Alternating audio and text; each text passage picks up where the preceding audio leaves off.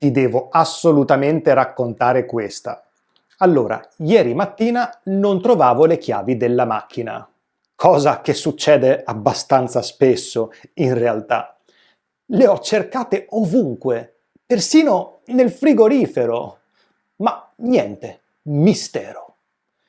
Dopo 40 minuti di incessanti ricerche, le ho trovate. E sai dove le avevo messe? Nella lavastoviglie insieme alla tazzina del caffè. Quando ho raccontato a Giulia quello che era successo, ha riso come una matta e mi ha detto che avevo già fatto una cosa simile in passato. Bah, io non mi ricordo. Sarà la vecchiaia? Ebbene sì, è da me lasciare le chiavi in luoghi strani e improbabili, ma non è questo l'argomento del video di oggi. Oggi parliamo del trapassato prossimo dei verbi, tempo verbale che forse hai notato nel racconto di poco fa.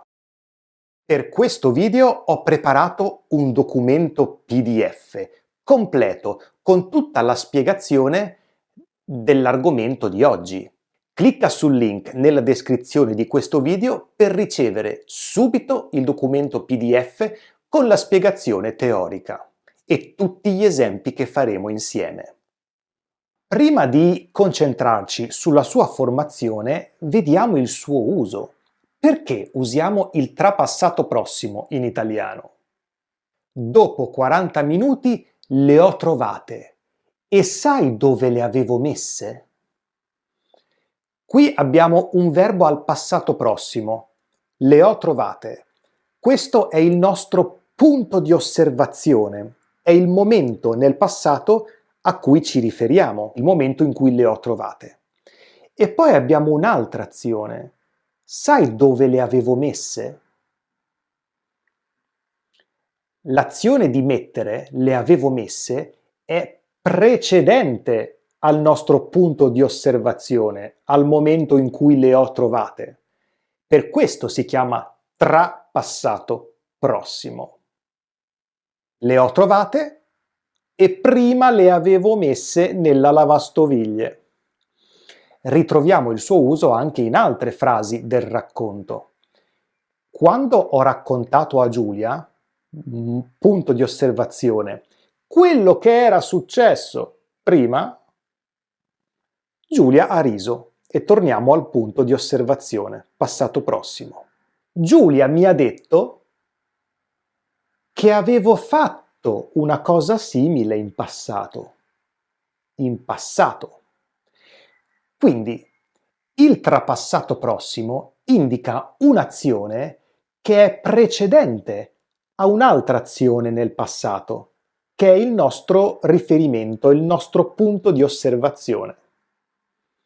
Prima di continuare ad analizzare gli usi del trapassato prossimo, vediamo la sua formazione, che è molto semplice.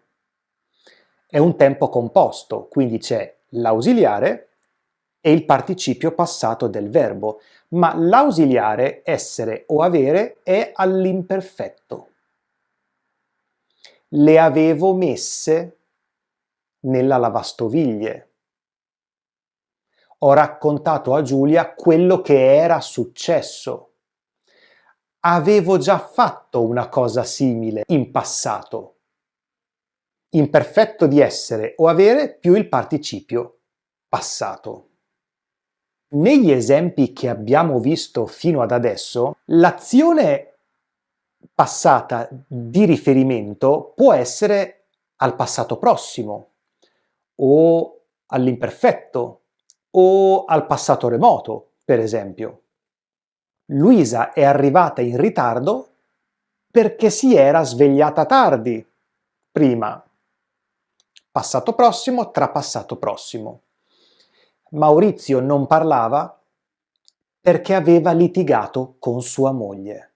Lui non parlava, stiamo descrivendo un comportamento di Maurizio, non parlava perché aveva litigato con sua moglie prima. Il ladro scappò perché qualcuno lo aveva visto. In tutte queste frasi noi Abbiamo un'azione nel passato che è il nostro riferimento, ma molto spesso questo riferimento nel passato è implicito e troverai delle frasi in cui c'è solo il verbo al trapassato prossimo. Che bel film! Non l'avevo mai visto! Qui usiamo il trapassato prossimo, ma dov'è l'azione successiva che è il nostro riferimento? È implicita. Che bello questo film che abbiamo visto! Momento nel passato. Non l'avevo mai visto prima di vederlo con te. Vedi come qui il riferimento nel passato, il punto di osservazione è implicito. Mi avevi promesso una vacanza ai Caraibi. Vabbè, pazienza. Mi avevi promesso. Prima di che cosa? Cos'è successo dopo? Mi hai detto che non ci andiamo? Hai cancellato i programmi per la vacanza? È successo qualcosa, ma prima mi avevi promesso una vacanza ai Caraibi. Adesso osserva queste due frasi. Giulia non è mai stata a Praga. Giulia non era mai stata a Praga. Qual è la differenza tra queste due frasi? C'è una differenza grammaticale, ovvio, ma anche di significato. Se dico Giulia non è mai stata a Praga, con il passato prossimo, significa che fino a oggi Giulia non è mai andata a Praga, non conosce la città. Ma se dico Giulia non era mai stata a Praga, tra passato prossimo significa che dopo è successo qualcosa. Quindi significa che siamo andati a Praga, ma prima Giulia non ci era mai stata. Vedi come due frasi con un verbo in due tempi differenti cambia il significato. Il trapassato prossimo implica sempre che ci sia un'azione che è successa dopo. Ultima informazione, che in realtà è un'informazione di ripasso, non è un'informazione nuova. Il trapassato prossimo è un tempo composto. Può avere l'ausiliare essere o l'ausiliare avere. E ricordi che in tutti i tempi composti, quando l'ausiliare è essere, il participio passato si accorda al maschile, al femminile, al singolare, al plurale. Per questo diciamo Giulia non era mai stata a Praga. Giulia è una donna, quindi il participio passato è femminile, perché abbiamo l'ausiliare essere. E il participio si accorda sempre quando c'è un pronome prima. Ho trovato le chiavi, le avevo messe nella lavastoviglie. Abbiamo il pronome diretto che sostituisce le chiavi, femminile plurale, prima del verbo, e quindi il participio passato si accorda, anche se l'ausiliare è avere.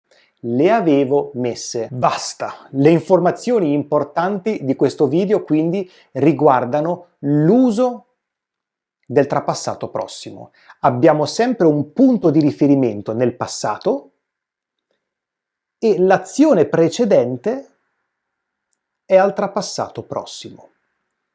Imperfetto di essere e avere più il participio passato. Adesso tocca a te. Scrivi delle frasi usando correttamente il passato prossimo qui sotto nei commenti. Ti aspetto. Grazie per la tua fiducia e per la tua preziosissima presenza qui su Vaporetto Italiano. Noi ci vediamo prestissimo con una nuova lezione.